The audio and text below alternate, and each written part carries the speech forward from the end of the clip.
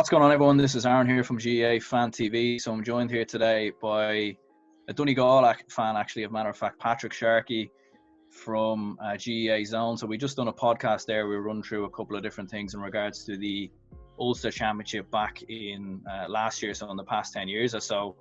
And I suppose one kind of game we didn't really touch on was obviously Dublin versus Donegal. Now, obviously, I'm a Dublin fan, so I remember this game pretty well, and I'm sure you do as well as a Donegal fan. I mean, what are your memories in that game kind of leading up to it? Because I remember Dublin were like the clear favourites going in, but obviously Donegal, provided a massive shock going into that.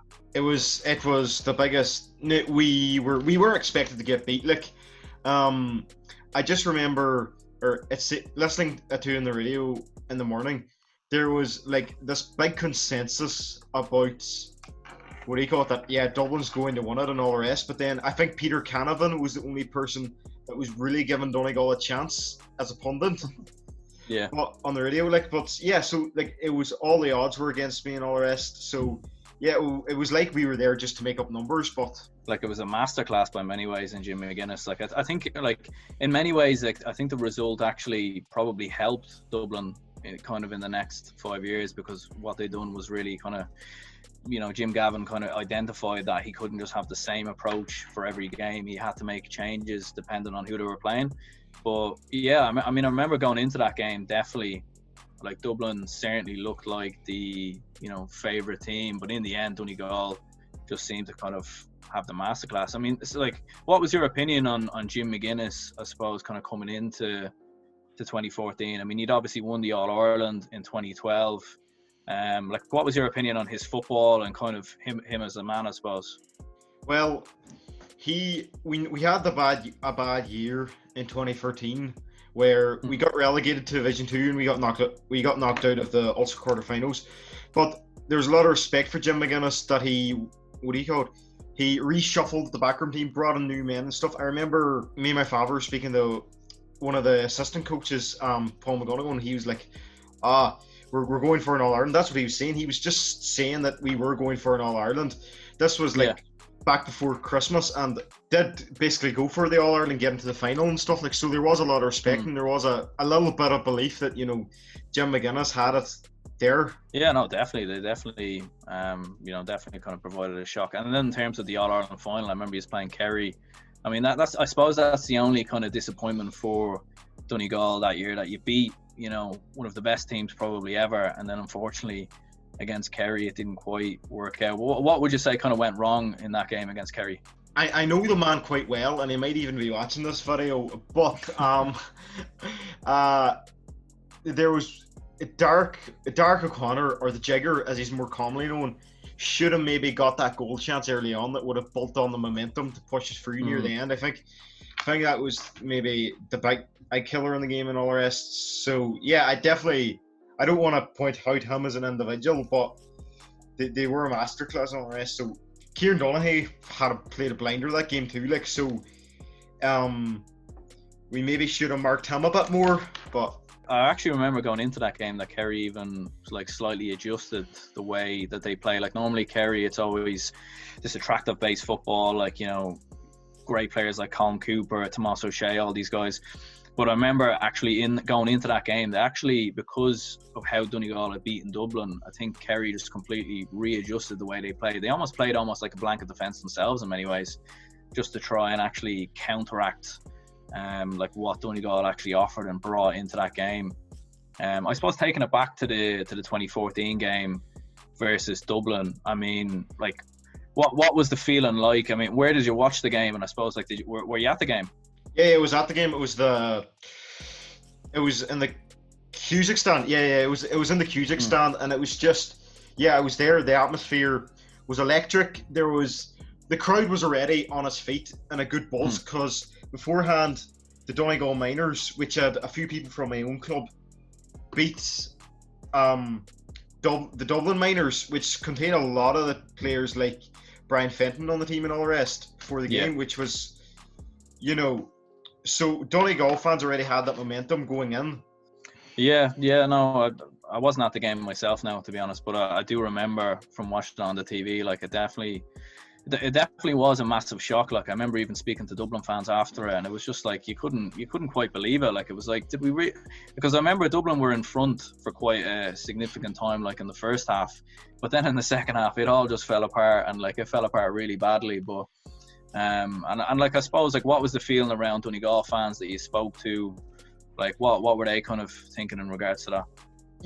A lot of fans from Dublin and other counties were talking about how good of a performance Donegal was. Like, one of the best performances in the last few years and all the rest. So all the Donegal fans, as usual, we'd be biased about it, so we were very good about it. It was like, we won the All-Ireland. It felt almost as good as 2012. I don't know, it wouldn't be better than it, but almost as good as 2012 when we beat Dublin that day. Yeah, no, absolutely. Like, because, like, I remember we played Monaghan, I think, in the we played Monaghan in the quarterfinals that year, and obviously Monaghan and Donegal had kind of been neck and neck those kind of years. And I remember we wiped the floor with Monaghan, beat them very, very comfortably. So I think the general consensus going into that game against Donegal was definitely that we were going to beat them fairly easily. But, like, one thing I do remember from Donegal specifically was how quick they broke against Dublin. Like, anytime they got the ball, it was almost like a rugby line. Like, if you look at a rugby team going towards getting a try, they all just broke together, and like, it was just hand pass, and Dublin couldn't deal with it. And I remember specifically in that second half, like, Dublin they were overwhelmed in terms of fitness. They couldn't keep up with Donegal, and then obviously Donegal just kept getting into that full kind of half back line, scoring easy goals.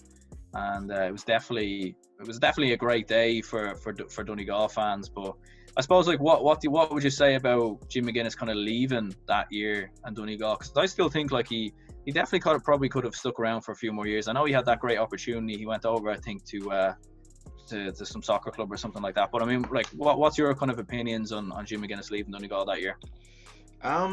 There was maybe this belief that the fact that Rory Gallagher was heavily linked to replace him, and he did replace him. There was this kind of small bit of confidence thinking Rory Gallagher and Jim McGuinness, they're the same men, same tactics, the whole thing, it'll be the exact same. But it wasn't as simple as that. But there was a lot of respect and all the rest. Like, it was sad to see him leave, but we all knew that he had a bit opportunity at Celtic, a paid opportunity. Like in anything else in life, you would, any other job, if someone leaves volunteer work to do a paid work, you'd fully understand that. And it's the same with Jim McGuinness. Yeah, no, absolutely. Like, I suppose when an opportunity comes like that, you have to take it. Like, would you reckon he'd ever come back to Donegal? Ever come back? Like, as a manager? Yeah, if he returns to the GA, I can definitely see him coming back sometime or another. I imagine he was behind the scenes of Niamh Connell's success getting to the Ulster final. That was his own club, and he's based in Donegal now, so maybe. Yeah, who knows? I mean, I suppose we'll have to wait and see. But anyway, lads, I'm gonna go ahead and leave this here. So I suppose, Patrick, if you want to talk a bit about your podcast that you started up there, I know you've kind of interviewed a few people there. So if you want to kind of give people an idea what that's about. Yeah, GA Zone was a blog started in 2018, and it was just the way lockdown was going and stuff, and I just had this, I always thought about doing a podcast for a few years, and just I had the idea that, and I was saving up for a few things in the summer that got cancelled. Then I thought I'd go out and invest on a good mic and all the rest, so I can get the podcast going and all the rest. So yeah, it's good. The first time we had a Meath fan just talking about the downfall of Meath, and the second episode we had two Donegal players. We had the former Donegal footballer Kevin Cassidy talking, and the current Donegal hurler Declan Coulter was on the show. And for the third episode, you're going to be on the show just talking about Ulster football in the last 10 years. So yeah, you can check it out on Spotify, Perfect. SoundCloud, Google Podcasts, Anchor FM, and a few other ones. Perfect, yeah. So what I'll do is I'll link that down below. Alright lads, that is the end of the video. Please leave a like, subscribe. I do hope you enjoyed this. Obviously check out Patrick's podcast as well, of course, where he interviews a number of different Gaelic footballers and hurlers in regards to the GAA. Now obviously this is the first kind of interview I've done. I do have a lot more plans in regards to this. So yeah, do actually let me know down in the comments below if you would enjoy more of this kind of content, or even for any fans watching, if you do want to get involved, do let me know down in the comments below, or even send me a message over on Instagram, or even send me an email. I don't even know who uses email nowadays, but if you want to do so, go ahead and do that, you know, by all means. But anyway, lads, that is going to be the end of the video. I do hope you enjoyed, and my name is Aaron, and I'll speak to you soon. Have a lovely weekend. Goodbye.